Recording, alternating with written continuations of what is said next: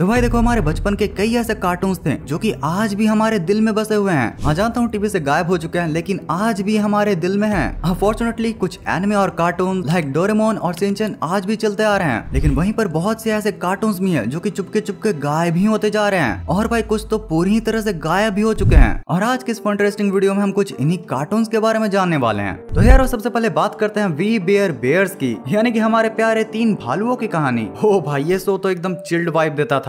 School के बाद जब हम थक के टीवी ऑन करते थे और कार्टून नेटवर्क पर ये शो चलता था तो बस भाई दिल ही खुश हो जाता था। ग्रिजली जो कि एकदम बिंदास पार्टी एनिमल टाइप का भालू था, पांडा प्योर सोशल मीडिया एडिक्ट, और आइस बियर अरे भाई वो तो एकदम निंजा साइलेंट किलर टाइप का कूल डूड था। याद है ना, ये तीन भालू सैन फ्रांसिस्को में केव में रहा करते थे और हर एपिसोड में कोई ना कोई एडवेंचर में पड़ जाते थे। कभी फूड ट्रक खोलने की कोशिश, कभी इंटरनेट पर फेमस होने की, और कभी कभी तो बस एक परफेक्ट सेल्फी के लिए दुनिया ही हिला देते थे ये। और वो क्लोई जो कि इनकी ह्यूमन दोस्त थी, उसकी जोड़ी इन तीनों बियर्स के साथ, भाई साहब क्या ही मस्ती करते थे ये। और भाई आइस बियर का आइस बियर अप्रूव्स बोलना या पांडा का हर वक्त फोन में लगे रहना, भाई ये सब बहुत ही नॉस्टैल्जिक है यार। अब एक फन फैक्ट टाइम। तो देखो वी बेयर बेयर्स को बनाया था डैनियल कॉन्ग ने, जो कि भाई एकदम टैलेंटेड आर्टिस्ट और राइटर हैं। ये शो एक्चुअली उनकी वेब कॉमिक से इंस्पायर्ड है, जो कि उन्होंने अपने कॉलेज में बनाई थी द थ्री बेयर बियर्स के नाम से। जिसके बाद फिर इस शो को 2015 में कार्टून नेटवर्क पर लॉन्च किया गया था, और भाई फिर दुनिया भर में ये इतना ज्यादा हिट हुआ कि इसके आगे चलकर 4 सीजन्स और एक मूवी भी बनाई गई। लेकिन एक मजेदार बात बताऊं, ये शो इतना रियल था कि इसमें जीटीए की तरह सैन फ्रांसिस्को के रियल लोकेशंस दिखाए जाते थे, जैसे गोल्डन गेट ब्रिज और लोकल कॉफी शॉप्स। और भाई वो नॉम नॉम और वो इविल कोला, उनका कैरेक्टर्स एक्चुअली में हॉलीवुड के सेल्फिश एक्टर्स की पैरोडी है। भाई कभी इसके बारे में डिटेल से सर्च करना, क्या क्या थ्योरीज निकलते हैं। और तो और भाई इसकी डबिंग भी काफी अच्छी थी, ना साउथ मूवीज के जैसा ज्यादा डायलॉग्स और नहीं अननेसेसरी क्रिएटिविटी। भाई मैं तो कभी कभी ये शुक्र मनाता हूँ कि कैसे तो इन्होंने इसका नाम नहीं बदला। अगर डबिंग में कोई भी थोड़ा सा भी क्रिएटिविटी लगाता तो इसका नाम वी बेयर बेयर्स से बदलकर हो जाता हम भालू बड़े चालू। तो देखो इंडिया के साथ बाहर भी इतना पॉपुलर होने के बाद भी हमारे माइंड में एक क्वेश्चन आता है कि आखिर ये शो को बंद क्यों किया गया। मतलब ये सवाल तो बनता है ना कि इतना ज्यादा प्यारा शो अब इंडिया में क्यों नहीं दिखाया जाता। तो देखो भाई इंडिया में we bare bears cartoon network पर 2015 से 2019 तक बड़ा पॉपुलर था, क्योंकि इसी टाइम पर इसके नए नए एपिसोड्स भी आ रहे थे। लेकिन इंडिया की तो नहीं, लेकिन बाहर में प्रॉब्लम ये हुई कि शो के एपिसोड्स थोड़े स्लो थे, और यार मॉडर्न कार्टून्स के कंपैरिजन में ये थोड़ा सिंपल फील होता था। एंड आई नो ये हमारे लिए एक नॉर्मल बात थी, उल्टा ये बहुत ही अच्छी बात थी।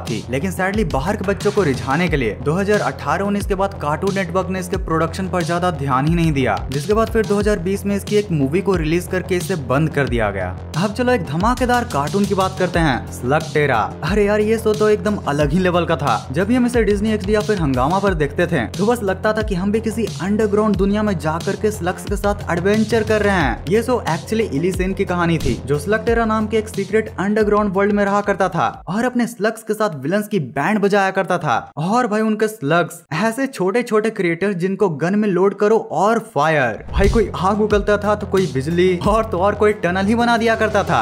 याद है ना इली का फेवरेट स्लग बर्पी, जो कि एकदम इन्फर्नो स्लग था, बिल्कुल सीओसी के इन्फर्नो टावर की तरह। जब वो फायर स्पीड करता था तो बस स्क्रीन में आगे लग जाती थी। और भाई वो ट्रिक्सी, प्रोंटो और कॉर्ड, इली की टीम मेंबर्स हर एपिसोड में कुछ मस्ती और एक्शन के साथ अपना डबल धमाका देते थे। भाई प्रोंटो का वो ओवर कॉन्फिडेंट एटीट्यूड और कॉर्ड का एकदम चिल्ड ट्रॉल वाइब देना, भाई यार कुछ तो था इनमें। Pokemons plus guns is equal to Palworld, नहीं भाई इज इक्वल टू स्लगटेरा। तो देखो स्लगटेरा को बनाया था एसएफ फिफ्के ने, और भाई ये किड वर्सेस कैट जैसा ही कैनेडियन शो है, जो कि पहली बार 2012 में डिज्नी एक्सडी पर लॉन्च हुआ था। भाई शो में दिखाया गया इनके स्लग्स पोकेमॉन की ही तरह डिजाइन में एकदम रियल लाइफ इंसेक्ट्स और एनिमल से इंस्पायर्ड थे। और एक बात बताऊं, ये शो एक्चुअली एक टॉय लाइन के साथ लॉन्च हुआ था, जहाँ पर आप इसके एनिमेशन को देखकर आप मार्केट से असली स्लग टॉयज भी खरीद सकते थे, जो कि मैग्नेटिक गन्स के साथ फायर होता था। स्लगटेरा के अब तक 6 सीजन और 3 मूवीज बनी हैं, और इस शो को 50 से भी ज्यादा कंट्रीज में भी दिखाया गया था। लेकिन सरप्राइजिंगली इंडिया में इसकी फैन बेस काफी हार्डकोर बन गई थी, क्योंकि हमें एक्शन और साईफाई का कॉम्बो हमेशा ही पसंद आता है। भाई मार्वल के मूवीज को भी देखने में पहले कितना ही मजा आता था, पर भाई अनलाइक मार्वल इंडिया में इसके बंद होने की वजह कुछ और ही थी।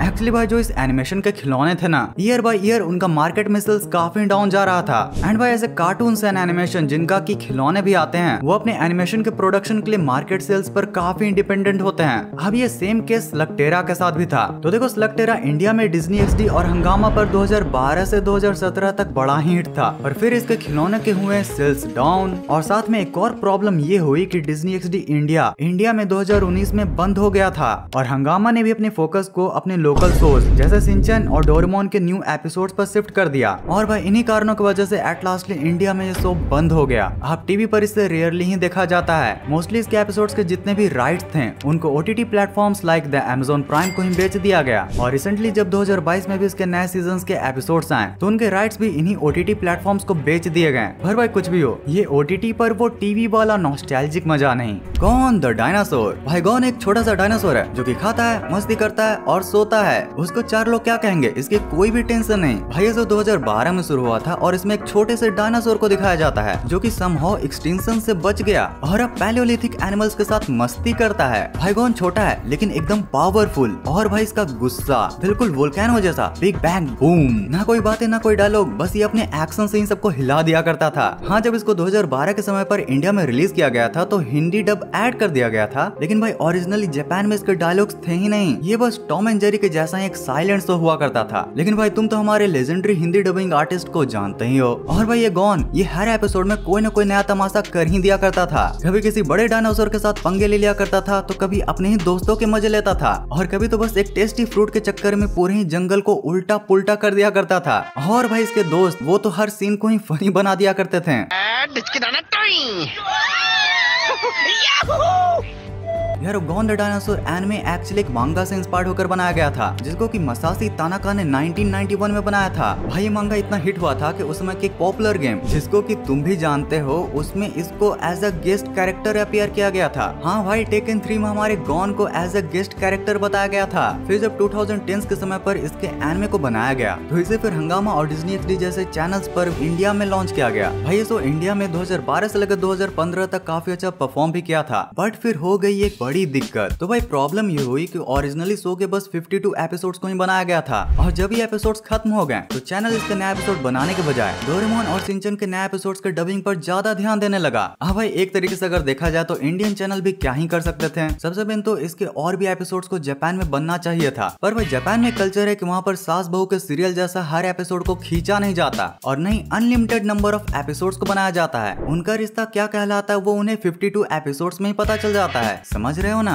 और साथ में जो इस शो के क्रिएटर थे वो और भी कुछ नए एनिमे को बनाना चाह रहे थे। साथ में अगर थोड़ा प्रोडक्शन के बेसिस पर भी देखा जाए तो ये जो शो था ना भाई, ये काफी नीच था। इसमें ना कोई सुपर हीरो था, ना कोई फ्यूचरिस्टिक गैजेट्स, ना कोई साईफाई मसाला, बस सिंपल सा एक डायनासोर की कहानी। और ऊपर से इसका एनिमेशन भी उतना भी तगड़ा नहीं था कि लोग इसके जाने पर इसको मिस करते हैं। लेकिन भाई जो भी हो, इसके आज भी कुछ एपिसोड्स को देखने में हमें बड़ा मजा आता है। और भाई मीम देखने से पहले मुझे इस ग्राफ के बारे में पता चला जिसमें कि शॉकिंगली मेरी वीडियोस को मोबाइल से ज्यादा टीवी पर देखा जा रहा है। हैं? क्या ये सच बात है यार? जरा कमेंट में तो बताओ। और टीवी में वीडियो लाइक हो जाती है? अगर हो जाती है तो जरूर से करना। और कमेंट तो थोड़ा मुश्किल ही लग रहा है, लेकिन ट्राई करना। तेरी जल्दी एक इच्छा मांग, मैं 1000 इच्छाएं मांगता हूँ। तेरी यह क्या किया? भाई लालच बुरी बला होती है। CBSE हिंदी लिखने नहीं आती, इंग्लिश बोलने नहीं आती। Us bro us, you know my English is very very good, but I don't show you my English because my English is very mysterious. Chess be like राजा रानी के बीच में घोड़ा कूद रहा है, नारुतो भाग रहा है। भाई लिटरली अगर रियल लाइफ में चेस खेला जाता ना तो उसका सीन ऐसा ही होता। Any time anywhere, teacher in normal class, stop talking, teachers in online class, please guys से समथिंग। भाई कुछ तो बोल दो भाई ऑनलाइन क्लासेस। भाई हम लोग भी अपने बच्चों को बोलेंगे, बेटा तुमसे पहले हमने ऑनलाइन क्लासेस के मजे लिए हैं। This might be the first time a crocodile screaming for help। भाई मगरमच्छ के आंसू, मगरमच्छ की चीख। और अगर तुम पाकिस्तान, फ्रांस और नॉर्थ कोरिया के सबसे पॉपुलर कार्टून्स के बारे में जानना चाहते हो तो तुम्हारे लिए ये वाली वीडियो। भाई हमारा ऑगी जो कि इंडिया और फिर बाकी कंट्रीज में इतना ज्यादा पॉपुलर है, वो अपने ही देश फ्रांस के कार्टून से पिछड़ जाता है। सो इस वीडियो को तो जरूर से चेक करना। और अगर इसे देख लिया तो फिर है तुम्हारे लिए ये वाली वीडियो। इस वीडियो को पूरा यहाँ तक एंड तक देखने के लिए दिल से thanks for watching this entire video.